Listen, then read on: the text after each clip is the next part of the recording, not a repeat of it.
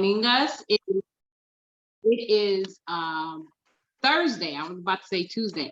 It is actually Thursday, 5/19/222. Okay, that's what it is. But you see the lovely green trees in the back.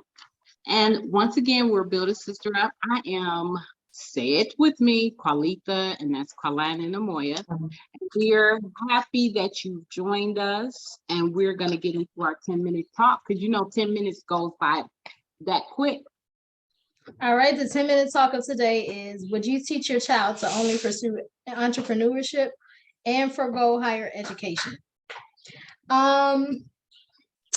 So for me, my child, I would want them to have a game plan of what they want in their life, how they want to succeed.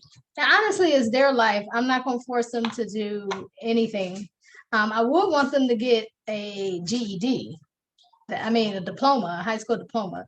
I do want that. But other than that, after that, as long as they have a game plan, they set up, different things of what they want to do in their life, what they want to pursue. I'm not going to try to micromanage that. You know what I mean? I'm there to help along the way to push them towards their success. But if they come to me, hey, I don't want to go to college. I think I want to do this, and I'm going to save up this, and they have a plan, then go for it. But if then they do want to go to college, hey, I want to graduate from college, I want to do this, I want to pursue this degree, then I'm all for it. So it's based on them because it's their life. I'm just there to help them.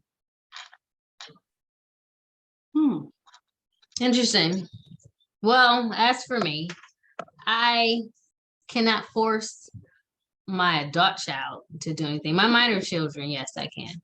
But I absolutely would not encourage them to solely pursue entrepreneurship. I would definitely encourage them to pursue education, because you can do both.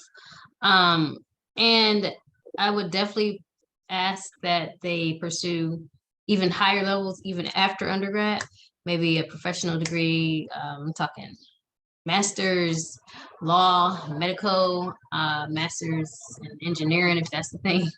Something, to fall back on, because everyone is not going to succeed as an entrepreneur. A lot of entrepreneurs actually fail, but you actually should, take some kind of classes to learn the skills of being an entrepreneur in the business that you want to go into.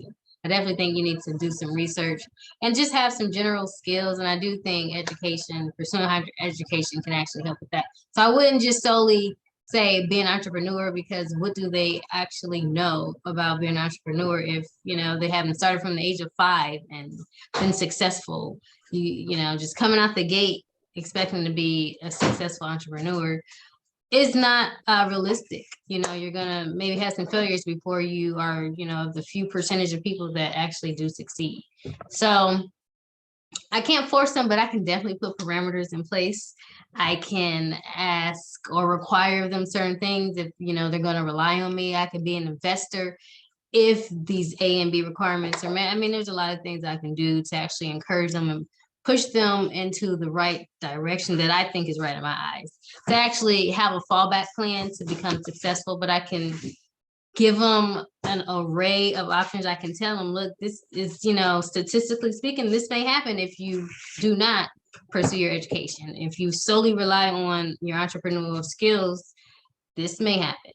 Give them the statistics, lay it all out for them, tell them what they're up against, but tell them that what they could be up against if they actually have a fallback plan, So I would,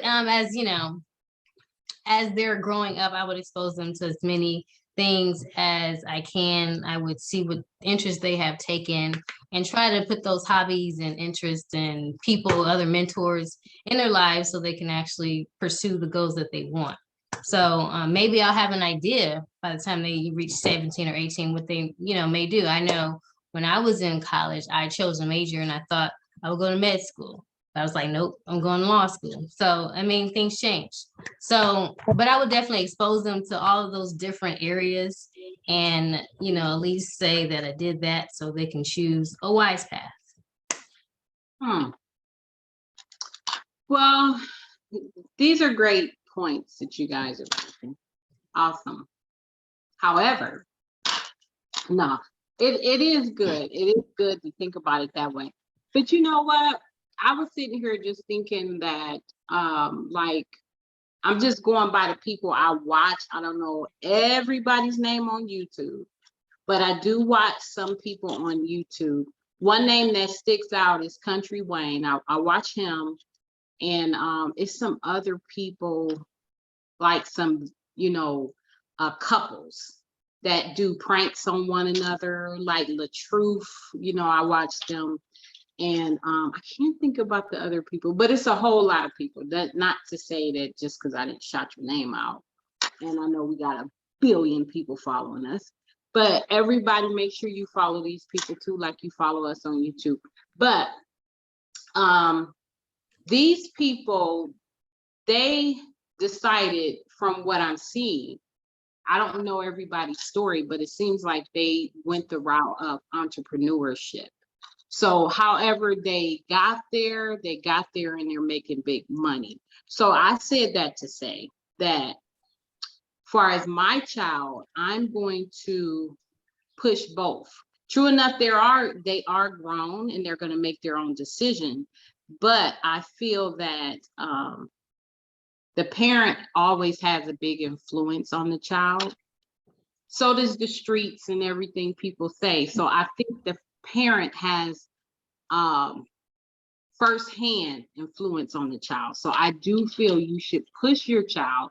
And some people might say you shouldn't push your child to do this and that, but the world is going to try and push them to do this and that. So I do feel you should push your child to pursue both. Now, let's say if they say, hey, I just want to be an entrepreneur, then I would still be in my child's ear like, okay, why you be an entrepreneur? Just take one class. I'm not saying they're going to do it, but I'm still going to talk to them about it and make sure they do it, because I want them to pursue their entrepreneurship and go ahead and go to college. I want you to do everything. And I'm not the type of person to be like, okay, you decided to just do the entrepreneurship, I'm not going to help you. I'm going to still help my child. I'm going to still help my child. My child could be 50. I'm going to still help him, her, whatever, because that's what I want to do, So that's my take on it.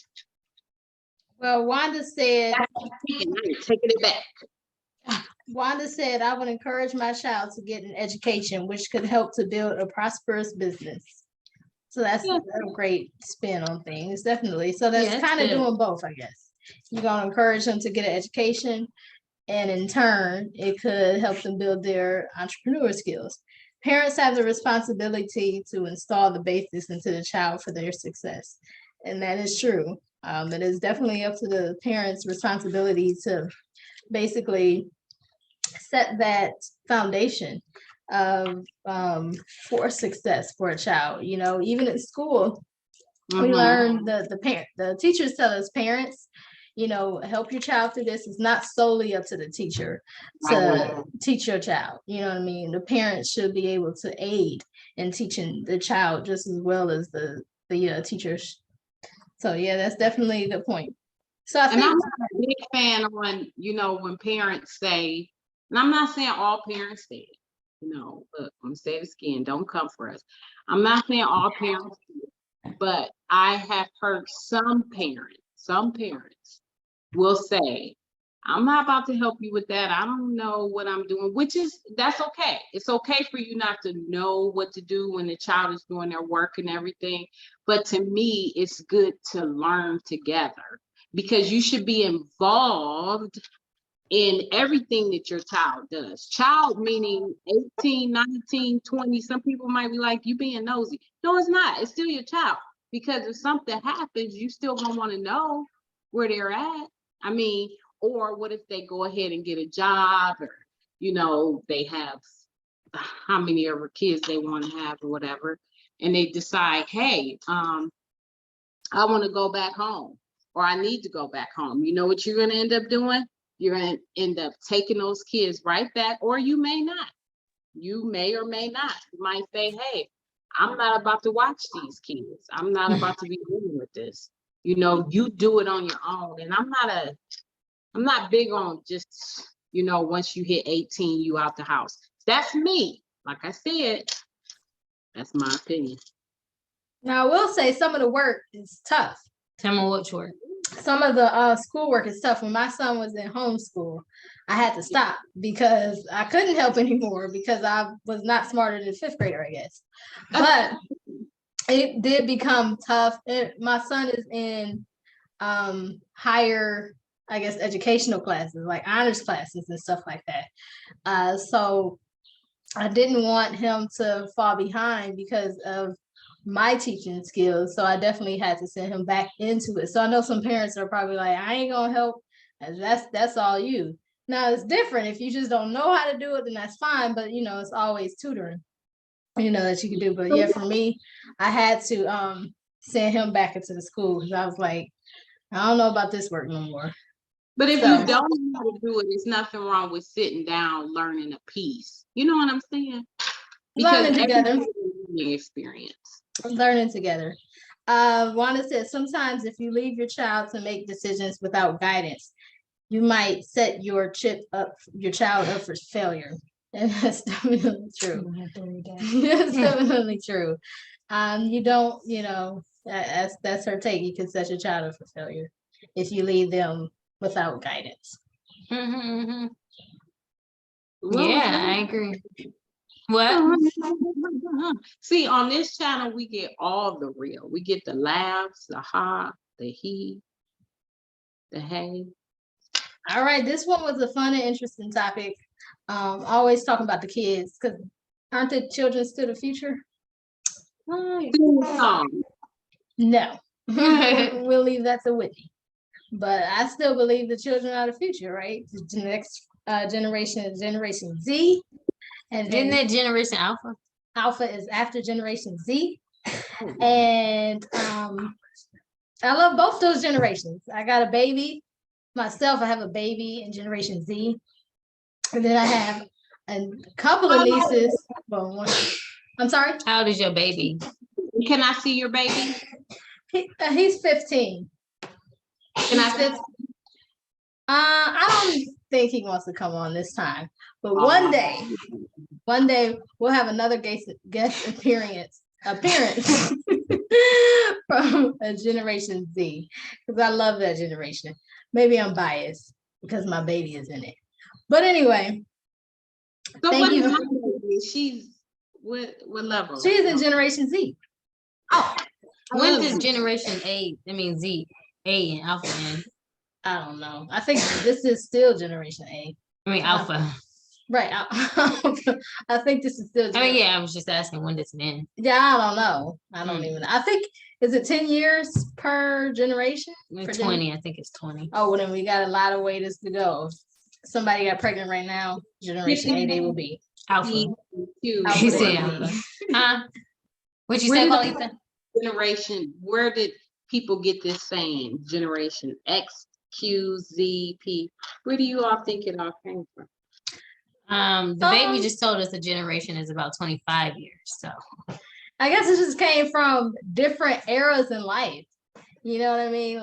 I don't know. Don't quote me, but from my opinion, I would just think it's just different eras in life. Like the baby boomers, those were the ones who made the babies for just millennials. So I guess it's just what happened. Each generation is different. So what generation is our mom? I mean, baby boomer, isn't she? Baby boomer. For sure. Soul Train, dancing down the Soul Train line with the pro and stuff. She was that generation. Soul Train. We're millennials. Yep. So I guess on the next topic we can talk about generations actually and the dating range, because there's a weird, I guess, generation grouped together.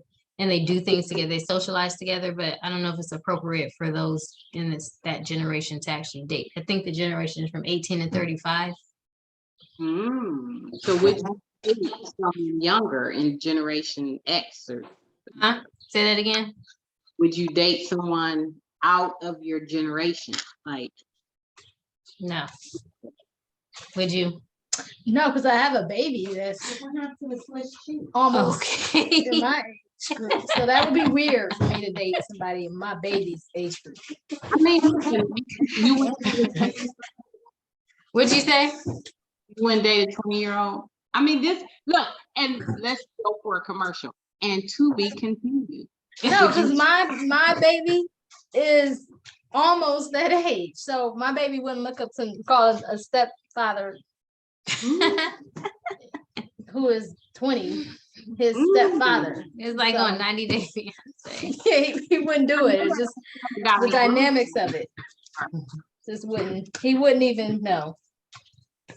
Yeah, I'm 18 to 35, is that an actual good age range? Not for me.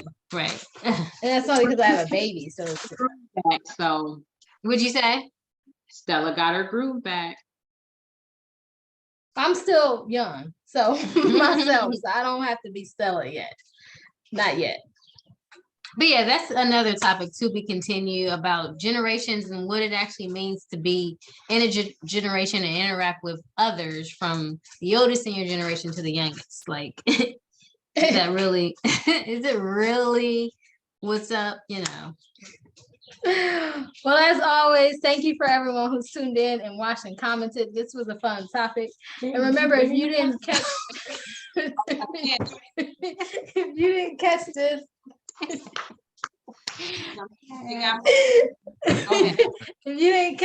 video live, you can always go back and watch the replay. But as always, remember Go ahead. bloopers. As always, remember to build bold, build better, build brilliant, build a brother up, build a sister up.